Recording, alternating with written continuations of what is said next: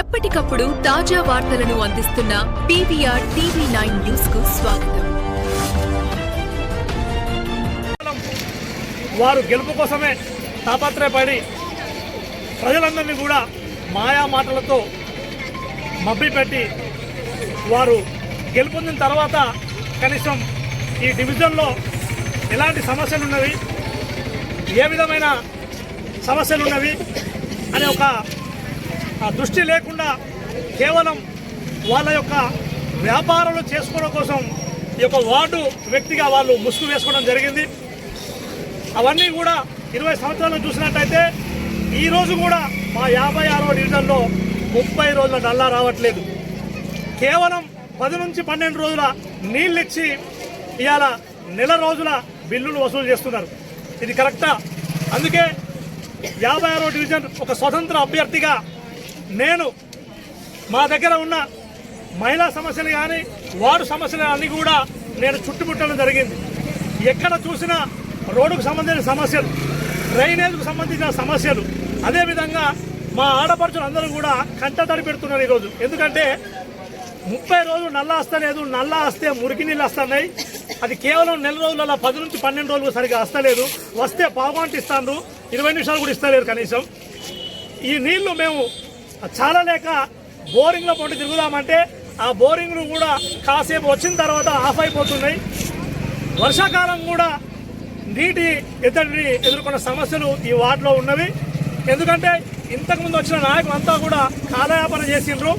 కాబట్టి మేమంతా కూడా ఒక సమిష్టిగా నిర్ణయం చేసుకుని అందరి కృషి మేరకు, నేను నా మిత్రుల మేరకు, ఆడపడుచుల కృషి మేరకు నేను ఒక ఇండిపెండెంట్ అభ్యర్థిగా పార్టీ గుర్తులను పక్కన పెట్టి ఒక ఇండిపెండెంట్ అభ్యర్థిగా స్థానిక సమస్యల మీద అవగాహన ఉన్న వ్యక్తిగా నేను ఈరోజు ముందుకు రావడం జరిగింది. కాబట్టి దయచేసి ఒకటే చెప్తున్నా, నేను నా డివిజన్ యొక్క ప్రజలందరికీ చెప్పే విషయం ఏంటంటే, నేను మీకు ఎల్లప్పుడూ అందుబాటులో ఉంటా. నాకు వేరే వ్యాపారాలు లేవు, వేరే బిజినెస్లు లేవు, ఇంకా ఏమి లేవు. నేను 24/7 ప్రజల్లో ఉంటా.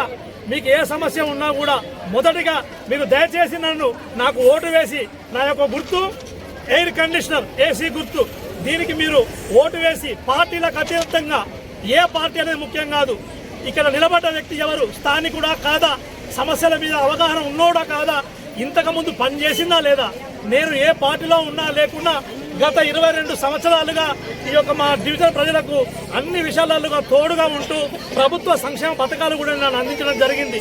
ఆ రోజు నా చేతిలో పవర్ లేదు, అయినా కూడా నేను నా వార్డు ప్రజల కోసం, నా డివిజన్ ప్రజల కోసం అహర్నిశలు పాటుపడ్డాను.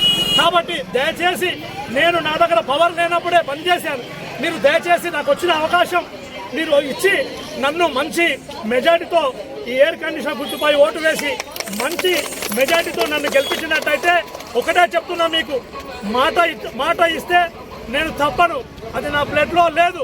ఒకటే చెప్తున్నా, నేను గెలిచిన 2వ రోజు నుంచి ప్రతి వార్డుకు గల్లీ తిరుగుతూ ఒక నోటు బుక్ పెట్టుకొని అక్కడ ఉన్న ఏ సమస్య అయినా నోట్ చేసుకొని 30 రోజుల ప్రణాళిక తయారు చేసుకొని 30 రోజుల గల్లీలన్నీ చుట్టుముట్టి కూడా ఎక్కడ మెయిన్ సమస్య ఉన్నది, ఎక్కడ నీటి సమస్య ఉన్నది, ఎక్కడ పవర్ సమస్య ఉన్నది, ఎక్కడ డ్రైనేజ్ సమస్య ఉన్నది, ఎక్కడ యువకుల సమస్య ఉన్నది, ఎక్కడ మహిళల సమస్య ఉన్నది, ఇవన్నీ వీటి మీద ప్రత్యేక దృష్టి పెట్టి రోజు ఒక సమస్యను ఏదైతే మనకు జటిలంగా ఉందో ఆ సమస్యను ముందుగా టిక్కు పెట్టుకొని ఖచ్చితంగా నెరవేర్చి మా యొక్క వార్డు ప్రజల యొక్క మన్ననలు పొందుతామని చెప్పి ఈరోజు తెలియజేసుకుంటాను. కాబట్టి దయచేసి 56వ డివిజన్ ప్రజలకు నేను చేసే విజ్ఞప్తి ఒకటే, గత పాలకులు మీరు చూసిండ్రు, విసారిపోయిండ్రు. కాబట్టి వాళ్ళందరినీ పక్కన పెడదాం. దయచేసి మీ ఇంటి బిడ్డగా, మీ అన్నగా, మీ తమ్ముడుగా మీ ముందుకు నేను వచ్చాను.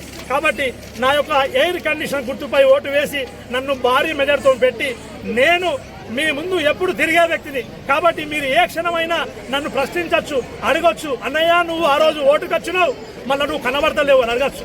అలాంటి వ్యక్తిని నేను కాదు. గెలిచిన మరుసటి రోజు నుంచే మీ ఇళ్లకి వచ్చి మీ సమస్యలు, నాకు వేరే పని లేదు, వేరే ఉద్యోగం కూడా లేదు, నాకు ఇదే ఉద్యోగం. కాబట్టి దయచేసి ఆడపడుచులు, అన్నదమ్ములు, అక్క చెల్లెలు అందరూ కూడా దయచేసి నా యొక్క ఎయిర్ కండిషనర్ ఓటుపై మీరు ఓటు వేసి దయచేసి భారీ మెజార్టీతో గెలిపేయాల్సింది విజ్ఞప్తి. Thank you.